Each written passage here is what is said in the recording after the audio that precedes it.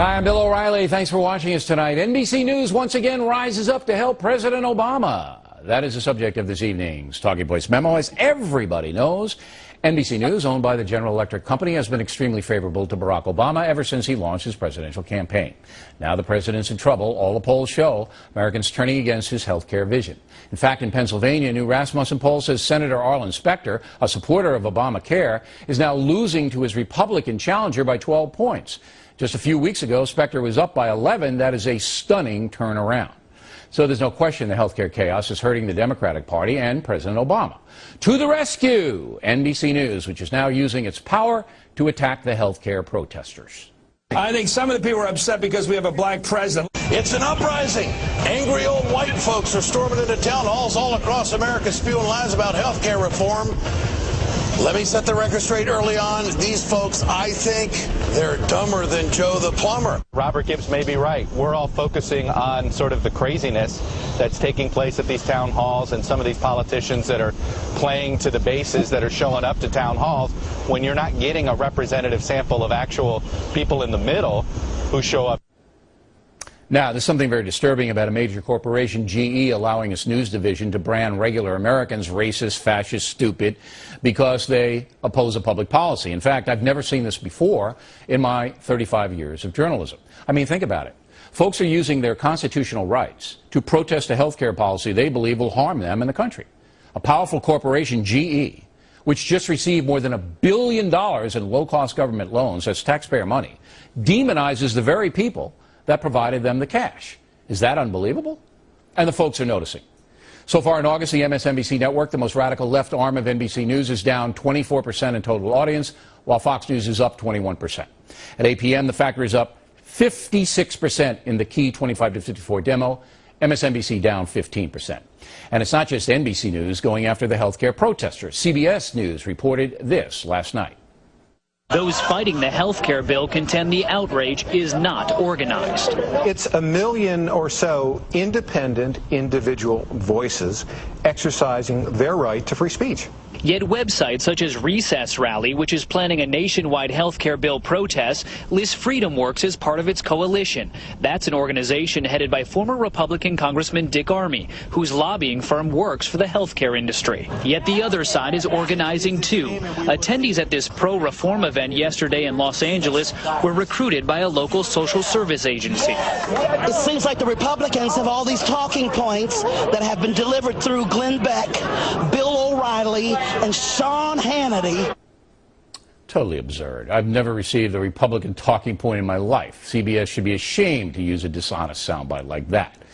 So the battle lines have been drawn as the nation is deeply involved in the most intense political debate in years. President Obama has the power of his office and most of the media squarely behind him.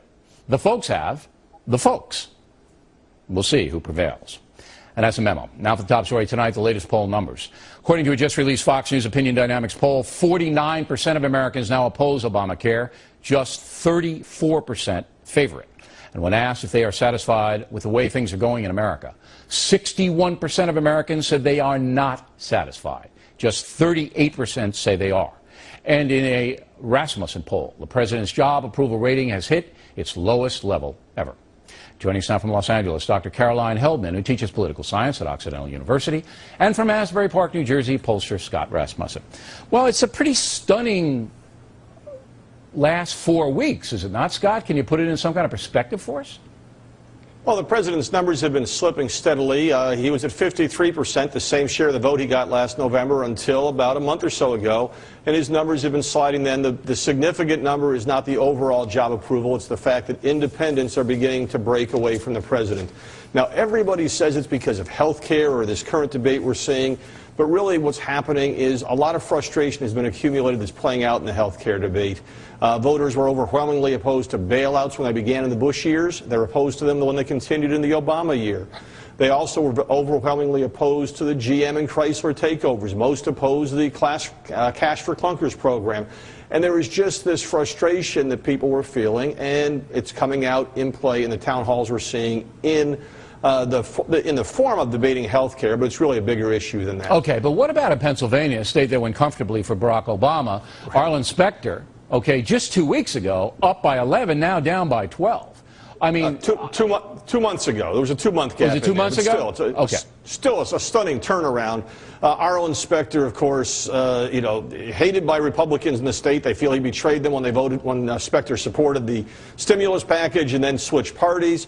And now this health care debate is really focusing more heat. 36% is all the support Specter can get for a 5-term incumbent. That's terrible. And it's very closely correlated with the health care numbers. People who like the health care plan in Pennsylvania like Specter, and the majority don't like it in Pennsylvania. And Pennsylvania is a bellwether state. Now, Doctor, how do you, as a political scientist, how do you analyze all of these numbers rolling in and the problems President Obama is obviously having? Well, I would very much agree with Scott that we are seeing really a lot of partisan dissatisfaction, although some of it amongst independents, and that the healthcare, what's happening at the healthcare debates is very much a reflection of broader concerns, not just healthcare. And what I think is rather unfortunate is that healthcare, is a broken system, and it does require reform. It's costing us billions of dollars every year because we have 48 million uninsured Americans who go to the ER for health care, which costs us a lot of money. I don't think there's anybody, there are very few people, Doctor, who say that the health care system doesn't need reform. The problem is the reform runs more than 1,000 pages in the House and more than 600 pages in the Senate. Nobody can understand it. President Obama can't understand it. And if he can, he hasn't been able to persuade people that he can. And he's had plenty of time to do that. So come on, you got to give the folks a break. The folks are listening. In the beginning, they were with Obama. They elected him on reforming health care. But now they've seen what he's got, and they're saying, Doctor, we don't want it. It's very clear. Bill, I disagree with you. I don't think that folks know what are in the 9 different health care policies. Yeah, they can't know because President Obama can't tell them. He's the leader. Well, he can't tell them. We need a piece of legislation first. And what has to happen prior to producing legislation is democratic debate. And what's happening at these healthcare forums is folks are coming and shutting down democratic debate. So I don't think people know much about healthcare. If they did, hysteria never furthers public policy, and I agree with you. Indeed. I think, though, you are totally misreading the leadership factor here. To pass any kind of a complicated legislation, you have to have a strong leader, okay? And Obama has not been that in this debate. Now, Scott. I would agree with you on that. Okay. He hasn't. He hasn't been strong. I would agree with you on that, just like Bill Clinton. Well, I think I got to get to Scott, though, Doctor. I'll give you the last word. I got to get to Scott. I see this as possible Armageddon for the Obama administration. If this goes down in flames, or he tries to ram it through in the fall with so many people against the majority of Americans, 58% not wanting it. If President Obama tries to ram it through because he does have the Democratic majority in both houses, I don't think he can come back from that. I think this may be a defining moment less than a year into his 4-year term. Well, it all depends on what the it is. I mean, right now, 51% of Americans say they fear the government more than they fear insurance companies, so anything that decisively shifts control into the government is going to have some problems. If any of the people who currently have health insurance with a private insurer and they're happy with it and they get forced out of that plan, it's going to be a disaster for the administration. On the other hand, if the president scales way back and passes something that he calls health care reform and enrages the left wing of his own party, that might have a different impact. Yeah, I mean, it all depends on what the final deal is, that's for sure. I got 30 seconds, Doctor. You can have the last word. Well, I think this is very similar to what Bill Clinton faced in '93 and '94, where orchestrated, organized health care insurance lobbies convinced the American public that what was in their best interest was not in their best interest. And I think that if we all sat down at a table across the ideological spectrum, we would agree that reform needs to take place. The form that it might take, of course, we would disagree. That's the most democratic thing we can do. Again, I agree with that, but I will tell you this, Doctor. In America, the strongest argument usually wins.